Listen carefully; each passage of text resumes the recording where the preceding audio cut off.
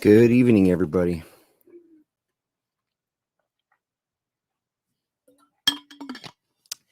It's me, Comic Crack. A little quick chat. Too excited about this stuff. Wanted to briefly talk about it. Got a great mail call today. I was watching Damien's live stream there with George from Meanwhile at the Podcast. Right? Yes. Going through the previews magazine because I was going to go on a bit earlier, but I wanted to catch up to see what they were talking about. Been talking about games and role-playing games specifically. I got a order in from Ratty Incantati is the name of the site. It is a Canadian company. They're based out of Ontario. I don't remember exactly where in Ontario, but they're a indie distro for tabletop role-playing games. And other things that inspire you to change worlds. You can follow them on Twitter. There we go. So if you search that up on Twitter, you can follow them up and check out their page. There's a couple of distros in the States as well, too, that kind of distribute this stuff. So keep your eyes out. And if you're interested in any of this stuff, even as kind of like just art books, because as we'll see, the art in this stuff is pretty fantastic. So I'd spoken previously about this book. This is Slow Sleigh to Plankton Downs, and it is a module for the game system Troika. So I was so kind of captured by this, and flipping through it, I just became more and more interested. And the Melsonian Arts Council is who puts this out. And I just dropped that sucker. So as I kind of dug into the world a little bit more, I know that I knew that I had to kind of get the main book.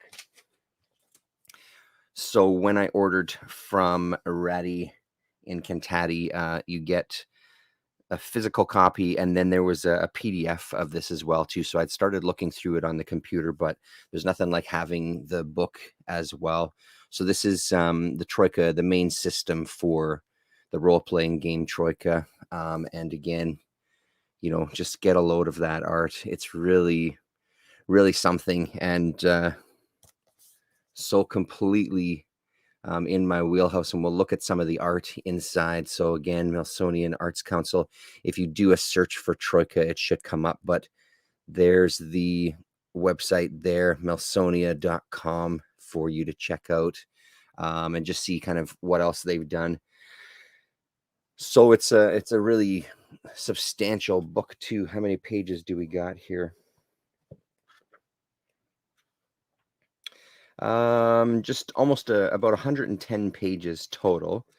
So with a lot of these systems, they have some easy access right in the inside cover with a bunch of the tables that you can roll on. So for weapons, ranged weapons, beastly weapons, there's a random spell table here as well too. So when you're so you're not kind of constantly flipping back and forth from page to page. And on the inside back cover, they've got the oops table.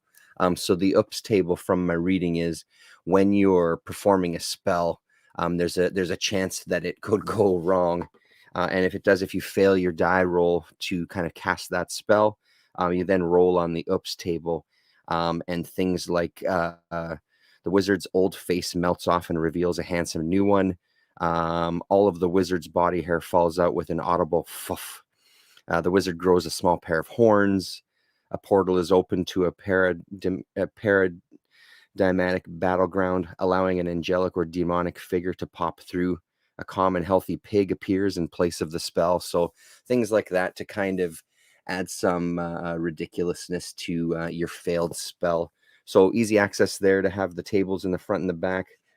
We go through the table of contents there and introduction, and then there's character creation. And then the rules themselves, and then the kind of basic scenario for this for this main story. And we won't. Hey, Scott Connor, Cthulhu Hand Luke, how you both doing? So we'll just kind of go through and look at some of the art. I won't go too much into the game itself. I haven't finished reading the PDF. I was mostly just absorbing the art itself, and I was printing out some of the characters. So here's how you create the characters, and then they give you a whole bunch of characters. So each character gets a little illustration and then some of the basics about that character. So this is the Ardent Giant of Corda. Tells you its possessions, tells you its advanced skills, but every single one you get a nice small piece of art. So what I've been doing is combining these, onto a document Word doc file and then printing them out, gluing them front and back on some comic book backing boards, just so we kind of have something for when we do kind of tackle this game. Everybody gets a character and they have their own little standee with the info printed on the back as well, too, just again to help keep track of things. There are character sheets in here too, but I thought this would be more fun. So Chaos Champion. Gorgeous art. I'd love to see this on a bigger scale. Kakogen. So for Chaos Champion, just to read some of the text, you no longer don the spiked brass armor, but you still have the ear of your Chaos patron. They're happy for you to experiment with not plunging your world into disorder and ultimately darkness, but the door is always open, and your possessions are ritual scars, a huge maul, assortment of ragged armor counts as modest armor, a dream journal, which is almost full. Your advanced skills are 6 for language, 3 for maul fighting, 3 for secret signs, 1 for spell, 1 for second sight. And then there's a special for this one too. Name your patron. You may call upon your patron for an aid once per day. To do so, roll 3 sixes on 3d6. The GM interprets their intervention. So it just gives you some nice background, but everything is pretty open in this for you to do what you want. So yeah, like I said, very excited. We'll pick a couple of the other ones and then I'll kind of take you through the rest of it. Don't want to show you every single page, but this is a nice look at the style here. And let's get the names properly. So written by Daniel Sell, and then illustrations by Jeremy Duncan, Dirk Dateweiler, Lechty, Sam Mamelli, and Andrew Walter. And I think it's Dirk who does the character designs here. I'll just look at a couple more.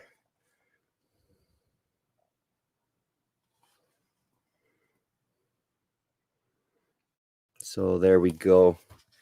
And once you get past the character section, we just get into just a little illustration before we get into kind of the core rules themselves for running the system. Rolling die, rolling for luck, advanced skills, gaining and losing luck, stamina, what happens when you run out of stamina, how do you determine initiative when you get into a battle, etc., etc. Yeah, looks great. Some more art there as well by somebody else. Yeah, absolutely. Interesting art, Scott. Yeah, for sure it is. And for me, that's the huge draw, because acts just as well as kind of an art book to flip through. And I mean, like I said, with those PDFs, I've scrolled through them so many times, looking at all the characters. Some other illustrations there. Yeah, really well put together book too. Real sturdy.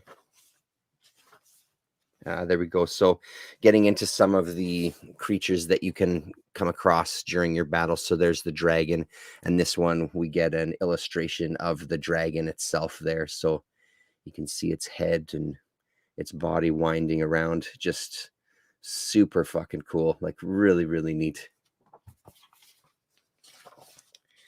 More beasts. And then what do we have at the end? I'll show you the map. So the first story is your party kind of meets at a hotel room, and you're just looking to get up to the 6th floor where you're all going to be sharing a room. So that's your mission. And along the way, you can either take the elevator or you can take the stairs. And each path, there's going to be different interactions for each floor. So here's the map of this first game. So you start downstairs, and if you take the stairs, you're going on this side, and if you're on the elevator, it's the other side, and gives you the very basics of the story, the introductory characters like the bell clerk, and then the monkey that's in the elevator that's going to take you up. And then you just go from there. You stop at each floor, and you're just trying to get to the 6th floor, and trying to, at the end of it, get to a roof where there's an annual celebration occurring. So that's the basis for this first one. And they talk about injecting this into other games, that this would be something that would take place, that would fit in with like a bigger city in your already pre-existing adventures. So they use this as kind of something, if you have a long-term game session going on, you can put this in. So it looks great. I got an RPG book called Neverland, just for the art. It's basically Peter Pan's world with islands. Oh, sweet. The art style is very much children's books. That's amazing. I'll have to check that out there, Scott. And that's what I'm finding with some of the stuff. They make amazing art books. So speaking of art books, the other one that I got, and I'm going to have to open the page here for a second, because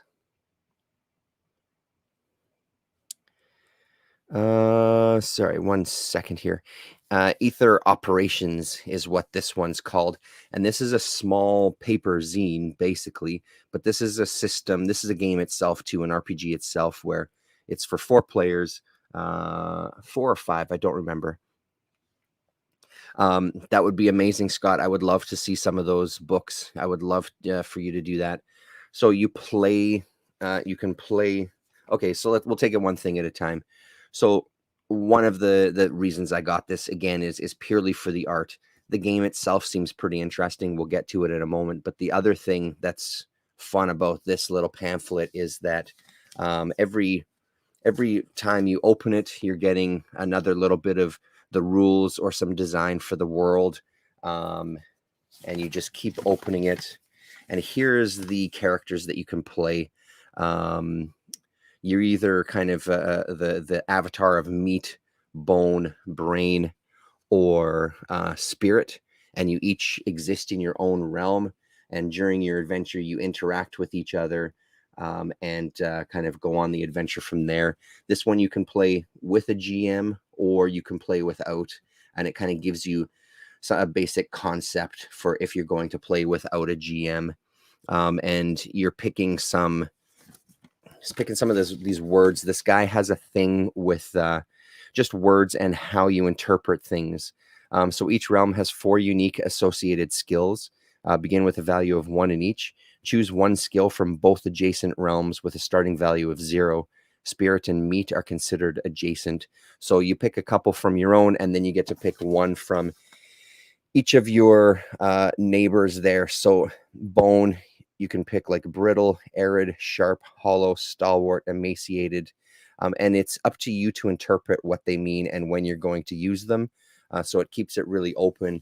In his Necronautilus, you pick a word, and again, same kind of thing. You can interpret it how you want. If you fail when you use it, you have to add something onto the word of your choice, a prefix or a suffix, or add a letter, or add another word after it. So as you're going through the game, your kind of powers, or your power words, I guess, they start to change. And because you're adding more to it, it's almost like they start becoming more and more limited how you can use them. I find that concept so fascinating, very, very inventive. So again, as we keep opening this up, now we're getting into the meat of the game itself here. And then finally, on the very last, we'll see how we do this here. On the very last one, you get a gigantic poster of the whole world. So these are the different realms that you're exploring, and just very, very cool. Really, really amazing idea. I'll try to get a little closer there so you can see. Really incredible idea to have it presented this way. And again, this is something that I don't know if this is one that will actually play, but I couldn't resist grabbing it. I want to get Necronautilus because I think that one would be fun to play, especially with my son.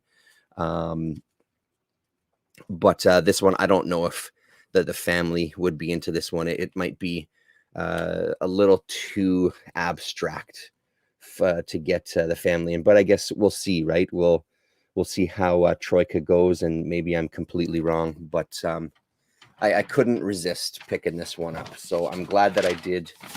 So when I tweeted about it, for Ratty and Kintati responded saying that for the Canadians or anybody that wants it from their site, they're running out of copies of this, so it's probably a good idea to jump on that. So those are it. That's the RPG stuff. And Scott, again, I'm gonna hold you to this, to dig out some older stuff and do a video on RPG art. I mean, I would just all I would be doing would be sitting in the background because I would love to see that stuff. I would have nothing else to contribute other than what I have right here, which I've just shown, but I'd love to see that. And then just quickly, for those that were in Damien's stream, they were talking about the YouTube, sorry, not the YouTube, the Marvel value stamps. And Damien mentioned, and so did Gore Vidal, talking about the one that we did for the YouTube community here. And I found, because I had printed out a copy, it was from 2016. Incredible. I'm glad that I printed it out. I look at it once every couple of months. It's always within arm's reach, and I always kind of flip through it. So we did our own in 2016, the Your Mighty YouTube Value Stamp book, and there was a bunch of people that contributed. We'll go to the spreadsheet. Some controversial names, which we won't say out loud for fear of invoking demons. So 22 people, and then we had a couple of bonus ones. One of them being Anthony, which is ETA Nick's son, and then focus. Yeah, it's not focusing. And then the other being Dr. Von Schilla, doing that stamp there. So there was room for the bonus stamps on the checklist side. So, and I had all the files available at Imgur. Unfortunately, I went to look at it to see if everything was still there. It's not there anymore. I think I typed it in properly. So I don't know if you want to take a dig yourself. There it was. It was under a Comic Crack Imgur page, where basically we just kind of released every week. There was a couple of new stamps that we released, and it kind of got mentioned in people's videos, I think is how we ran it. And then I would make those stamps available on the Imgur site that you could kind of download and print out yourself. Like I said, I printed out everything that we got. There was one contributor who didn't send us a stamp, which that's fine. So you can see people like Custom Brom Stars there. Why Not Art is there. There's Damien. La Raza is there. Joan and Jello doing an amazing Eternity. I think that's Reader 1717 there, and that's Mercy's Little Show. My son, when he had his Bang Comics channel for 5 minutes. Tim Morant, Christina Iriarty, I think is how you pronounce that name. And we just kept going. So Big Shot Comics, who's not around anymore either. So a lot of people that, or a few people rather, that aren't around anymore. But yeah, so Wednesday's Serial was the one who didn't end up sending anything. But I don't know, man. It was such a fun project. It was a lot to organize at the time, but I really dug it. And in the chat today, I was talking to Gore and mentioning, like, maybe it's time that we look at possibly doing this again, doing like a volume 2 or a book 2 or something. So I'll give it some thought, and maybe if anybody's interested, and if you're on Twitter or if you want to send me an email, maybe I can get a list of people that are interested, and maybe we can do another project like that. Maybe not in the same way, not in kind of making videos and releasing the stamps every week or something, but maybe we'll just do kind of one massive upload and give all the art to people to print out their own books, and just have everybody contribute. So I'll think about it. I'll obviously need some time to kind of organize that stuff. So um, maybe we'll kind of put the word out there now, and I'll mention it on Sunday as well too for the show. For anybody watching in the chat and stuff on Sundays, see if they want to contribute, and maybe we'll do a volume 2 depending on the interest. It doesn't need to be 22 people. We could do like 20, but I think it should be around 20, I think, to make it really worthwhile. So there you go. That's the YouTube value stamp book. Right on.